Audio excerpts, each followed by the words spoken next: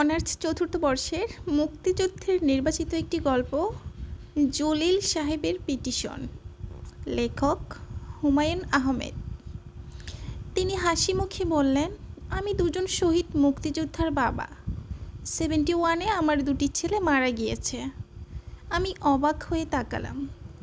ভদ্রলোকের চেহারা বিশেষত্বহীন, বয়স প্রথম 60-এর কোঠায়, সে তুলনায় বেশি শক্ত সামর্থ্য। বসেছেন মেরুদণ্ড সোজা করে, চোখের তীক্ষ্ণ দৃষ্টি, চশমা টশমা নেই, তার মানে চোখে ভালোই দেখতে পান। আমি বললাম, আমার কাছে কী ব্যাপার? ভদ্রলোক যেভাবে বসেছিলেন সেভাবেই বসে রইলেন। সহজ সুরে বললেন, একজনের ডেড বডি পেয়েছিলাম, মালিবাগে কবর দিয়েছি। আমার ছোট মেয়ের বাড়ি আছে মালিবাগে। তাই নাকি? জি, মালিবাগ চৌধুরীপাড়া। আমার কাছে এসেছেন কেন? গল্পগুজব করতে আসলাম। নতুন এসেছেন এ পাড়ায়, খোঁজখবর করা দরকার। আপনি আমার প্রতিবেশী। ভদ্রলোক হাসি মুখে বসে রইলেন। আমার সন্দেহ হলো তিনি হয়তো সত্যি সত্যি হাসছেন না, তার মুখের কাটাটাই হাসি হাসি। ভদ্রলোক শান্ত স্বরে বললেন, আমি আপনার পাশের গলিতেই থাকি। তাই বুঝি? জি, আমার বাসার সামনে একটা নারকেল গাছ আছে, দেখছেন তো? আমি দেখিনি, তবু মাথা নাড়লাম। ভদ্রলোকের চরিত্র স্পষ্ট হতে শুরু করেছেন। সম্ভবত অবসর জীবনযাপন করছেন, কিছু করবার নেই। সময় কাটানোই বোধ হয় তার এখন একমাত্র সমস্যা, যার জন্যে ছুটির দিনে প্রতিবেশী খুঁজতে হয়। আমার নাম আব্দুল জলিল। আমি নিজের নাম বলতে গেলাম, ভদ্রলোক বলতে দিলেন না। উঁচু গলায় বললেন, চিনি আপনাকে, চিনি। চা খাবেন? চায়ের কথা বলি। জি না, আমি চা খাই না, চা সিগারেট কিছুই খাই না। নেশার মধ্যে পান খাই। পান তো দিতে পারবো না, এখানে কেউ পান খায় না। পান আমার সঙ্গেই থাকে। ভদ্রলোক কাঁধের ঝোলাতে হাত ঢুকিয়ে পানির কৌটা বের করলেন। বেশ বাহারি রঙের কৌটা। টিফিন ক্যারিয়ারের মতো 3-4টা আলাদা বাটি রয়েছে। আমি একটা দীর্ঘ নিঃশ্বাস গোপন করলাম। ভদ্রলোক লম্বা পরিকল্পনা নিয়ে এসেছেন। সারা সকালটা হয়তো এখানেই কাটাবেন। নিজের ছেলে দুটির কথা ইনিয়ে বিনিয়ে বলবেন। দুঃখ কষ্টের গল্প অন্যকে শোনাতে সবাই একটু বেশি পছন্দ করে। ভদ্রলোক একটু ঝুঁকে বসে বললেন, প্রফেসর সাহেব, আপনি একটা পান খাবেন? জি না, পান কিন্তু শরীরের জন্য ভালো, পিত্ত ঠান্ডা রাখে। যারা পান খায় তাদের পিত্তে দোষ হয় না। তাই নাকি? জি, পানের রস আর মধু হলো গিয়ে পিত্তির খুব বড় ওষুধ। আমি ঘড়ি দেখলাম, 10:30। আজ ইউনিভার্সিটি নেই, থাকলে সুবিধা হতো। বলা যেত, কিছু মনে করবেন না। 11টার সময় একটা ক্লাস আছে, আপনি আরেক দিন সময় হাতে নিয়ে আসুন। ছুটির দিনে এরকম কিছু বলা যায় না। ভদ্রলোক তার পানের কৌটা খুলে নানান রকম মশলা বের করলেন। প্রতিটি মশলা শুকিয়ে শুকিয়ে দেখলেন। পান বানালেন অত্যন্ত যত্নে। যিনি পান বানানোর মতো তুচ্ছ ব্যাপারে এতটা সময় নষ্ট করেন, তিনি যে আজ দুপুরের আগে নড়বেন না তাতে কোনো সন্দেহ নেই। কি আশ্চর্য! ভদ্রলোক পান মুখে দিয়ে উঠে দাঁড়ালেন, হাসি মুখে বললেন, যাই, আমি অনেকটা সময় নষ্ট করলাম। বিস্ময় সামলে আমি আন্তরিকভাবেই বললাম, বসুন, এত তাড়া কিসের? তিনি বসলেন না। আমি তাকে সিঁড়ি পর্যন্ত এগিয়ে দিলাম। ফেরার পথে দেখি বাড়িওয়ালা বারান্দায় ভ্রু কুঁচকে দাঁড়িয়ে রয়েছেন। তিনি গম্ভীর গলায় বললেন, প্রফেসর সাহেব ধরেছে বুঝি? সিগনেচার করেছেন? জলিল সাহেবের পিটিশনে সিগনেচার করেননি? পিটিশনটা কিসের? আমাকে বলতে হবে না, নিজেই টের পাবেন। হাড় ভাজা ভাজা করে দেবে, কোনো প্রশ্রয় দিবেন না। অস্পষ্ট একটা অস্বস্তি নিয়ে ঘরে ফিরলাম। নতুন পাড়ায় আসার অনেক বিরক্তিকর ব্যাপার আছে, নতুন নতুন মানুষের সঙ্গে পরিচিত হতে হয়, সে পরিচয় অনেক সময় সুখকর হয় না। তবে জলিল সাহেবের প্রসঙ্গে ভয়টা বোধ হয় অমূলক। এরপর তার সঙ্গে দুবার দেখা হলো। বেশ সহজ স্বাভাবিক মানুষ। একবারে দেখা গ্রিন ফার্মেসির সামনে তিনি হাসি মুখে এগিয়ে এলেন। প্রফেসর সাহেব না, ভালো আছেন? জি ভালো। আপনি ভালো আছেন? কই আর তো এলেন না। সময় পাই না, খুব ব্যস্ত। পিটিশনের ব্যাপারে আমি আর কথা বাড়ালাম না। ক্লাসের দোহাই দিয়ে রিকশায় উঠে বললাম। দ্বিতীয়বার দেখা হলো নিউ মার্কেটের একটা নিউজ স্ট্যান্ডের সামনে। দেখি তিনি উবু হয়ে বসে একটির পর একটি পত্রিকা দ্রুত পড়ে শেষ করছেন। হকার ছেলেটি ক্রুদ্ধ দৃষ্টিতে তাকে দেখছে। কি জলিল সাহেব, কি পড়ছেন এত মন দিয়ে? জলিল সাহেব আমার দিকে তাকালেন। মনে হয় ঠিক চিনতে পারলেন না। তার চোখে চশমা। চশমা নিয়েছেন নাকি? জি, সন্ধ্যা হলে মাথা ধরে, প্লাস পাওয়ার। ভালো আছেন প্রফেসর সাহেব? জি ভালো। যাব একদিন আপনার বাসায়, পিটিশনটা দেখাবো আপনাকে। 14,300 সিগনেচার জোগাড় হয়েছে। কিসের পিটিশন? পড়লেই বুঝবেন। আপনারা জ্ঞানীগুণী মানুষ, আপনাদের বোঝাতে কষ্ট হবে না। আমার ধারণা ছিল সরকারের কাছে কোনো সাহায্য চেয়ে পিটিশন করা হয়েছে। সেখানে 14,000 সিগনেচারের ব্যাপারটা ঠিক বোঝা গেল না। আমি নিজে থেকে কোনো আগ্রহ দেখালাম না। জগতে অসুস্থ মানুষের সংখ্যা কম নয়। সিগনেচার সংগ্রহ করা যদি তার নেশা হয়, তা নিয়ে আমার উদ্বিগ্ন হবার কোনো কারণ নেই। কিন্তু উদ্বিগ্ন হতে হলো। জলিল সাহেব এক সন্ধ্যায় তার 14,300 সিগনেচারের ফাইলপত্র নিয়ে আমার বাসায় উপস্থিত হলেন। হাসি মুখে বললেন, ভালো করে পড়েন প্রফেসর সাহেব। আমি পড়লাম। পিটিশনের বিষয়বস্তু হচ্ছে, দ্বিতীয় বিশ্বযুদ্ধে 10 লাখ ইহুদি মারা গিয়েছিল। সেই অপরাধীদের প্রত্যেকের বিচার করা হয়েছে এবং এখনও হচ্ছে। কিন্তু এদেশের 30 লাখ মানুষকে মেরে অপরাধীরা কি করে পার পেয়ে গেল? কেন এ নিয়ে আজ কেউ কোনো কথা বলছে না? জলিল সাহেব তার দীর্ঘ পিটিশনে সরকারের কাছে আবেদন করেছেন যেন এদের বিচার করা হয়। আমি ভদ্রলোকের দিকে তাকালাম। তিনি শান্ত স্বরে বললেন, আমার 2টি ছেলে মারা গিয়েছে। যেই জন্যই যে আমি এটা করছি ঠিক তা না। আমার ছেলে মারা গিয়েছে যুদ্ধে। ওদের মৃত্যুর জন্যে আমি কোনো বিচার চাই না। আমি বিচার চাই তাদের জন্যে যাদের ওরা ঘর থেকে ধরে নিয়ে গিয়ে মেরেছে। আমার কথা বুঝতে পারছেন? পারছি। জানি পারবেন। আপনি জ্ঞানীগুণী মানুষ, অনেকেই পারে না। বুঝলেন ভাই, অনেকে মানবতার দোহাই দেয়, বলে বাদ দেন, ক্ষমা করে দেন। ক্ষমা করে দেওয়া কি এত সস্তা? বলেন সস্তা? আমি কিছু বললাম না। জলিল সাহেব পানের কৌটা বের করে পান সাজাতে বসলেন। শান্ত স্বরে বললেন, আপনি মনে করছেন আমি ছেড়ে দেব? ছাড়ব না। আমার 2 ছেলে ফাইট দিয়েছে, আমিও দিব। মৃত্যু পর্যন্ত ফাইট দেব। দরকার হলে বাংলাদেশের প্রতিটি মানুষের সিগনেচার জোগাড় করব। 30 লাখ লোক মারা গেলে আর কেউ কোনো শব্দ করলো না। আমরা মানুষ না অন্য কিছু বলেন দেখি? আমি সিগনেচার ফাইল উল্টে করে দেখলাম। খুব গোছানো কাজকর্ম।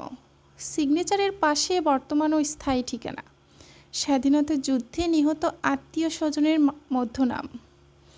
অনেকেই মনে করে আমার মাথা ঠিক নাই। এক পত্রিকা অফিসে গিয়েছিলাম, সম্পাদক সাহেব দেখাই করলেন না। ছোকরা মতো একটা ছেলে বলল, কেন পুরনো কাসুন্দি ঘাটছেন? বাদ দেন ভাই, আমি আমার দাদার বয়সী লোক। আমাকে বলেন ভাই। আপনি কি বললেন? আমি বললাম, তুমি চাও না এদের বিচার হোক? লোকটি কিছু বলে না। সরাসরি না বলারও সাহস পায় নাই। অথচ এইসব ছেলেরা কত সাহসের সঙ্গে যুদ্ধ করেছে। করে নাই? জি করেছে। আপনার বাড়িওয়ালার কথাই ধরেন। তার এক শালাকে ঘর থেকে ধরে নিয়ে গিয়ে মেরে ফেলা হয়েছে। অথচ এই লোক সিগনেচার করেননি। 30 লাখ লোক মেরে তারা চলে গেল, কোনো বিচার হলো না। মনে হলেই বুকের মধ্যে চিনচিন ব্যথা করে। আমি অত্যন্ত অস্বস্তি নিয়ে অপেক্ষা করতে লাগলাম। ভদ্রলোক দ্বিতীয় একটি পান পুড়ে মুখে দিলেন। সরকারি লোকজনদের সঙ্গে দেখা করেছি, তারা আমি কি বলতে চাই সেটাই ভালো করে শুনতে চায় না। একজন আমাকে বলল, আপনি একটা পরিত্যক্ত বাড়ির জন্য দরখাস্ত করেন। আপনার দুটি ছেলে মারা গিয়েছে, বাড়ি পাওয়ার হক আছে আপনার। আপনি কি বললেন? আমি আবার কি বলবো? বাড়ির জন্য আমি পিটিশন করেছি নাকি? বাড়ি দিয়ে আমি কি করব?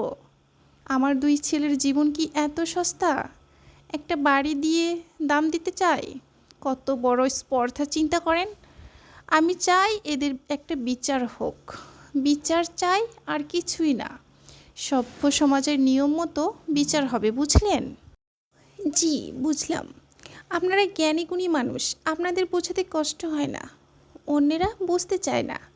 একটা সিগনেচারের জন্য 3বার করে যেতে হয়। তাতে অসুবিধা নাই, আমি ছাড়বার লোক না। আমার সিগনেচার নিয়ে ভদ্রলোক চলে গেলেন। তারপর অনেক দিন তার সঙ্গে দেখা হলো না। একটা কৌতূহল জেগে রইল। রাস্তাঘাটে দেখা হলে জিজ্ঞেস করেছি, কি ভাই, কত দূর করলেন? চালিয়ে যাচ্ছি প্রফেসর সাহেব, দোয়া রাখবেন। লোকজন দরখাস্ত দিচ্ছে তো। সবাই দেয় না, ভয় পায়। কিসের ভয়? ভয়ের কি কোনো মা বাপ আছে? ভয় পাওয়া যাদের স্বভাব, তারা ভয় পাবেই, বুঝলেন না? আমি আছি লেগে, আদালতে হাজির করে ছাড়ব। কি বলেন প্রফেসর সাহেব? তা তো ঠিকই, দৃষ্টিকোটে ভাগ করে ফেলছি। এমন সব দৃষ্টিকোটে যাব, কষ্ট হবে। উপায় তো নাই। আপনি কি বলেন? ভালোই তো। তাছাড়া শুধু দস্তখস্ত জোগাড় করলেই হবে না, কেস চালানোর মতো এভিডেন্স থাকতে হবে। বিনা কারণে নিরপরাধ লোকজন ধরে ধরে মেরেছে, এটা প্রমাণ করতে হবে না? ওরা ঘাঘু ঘাঘু সব লইয়াই দেবে না?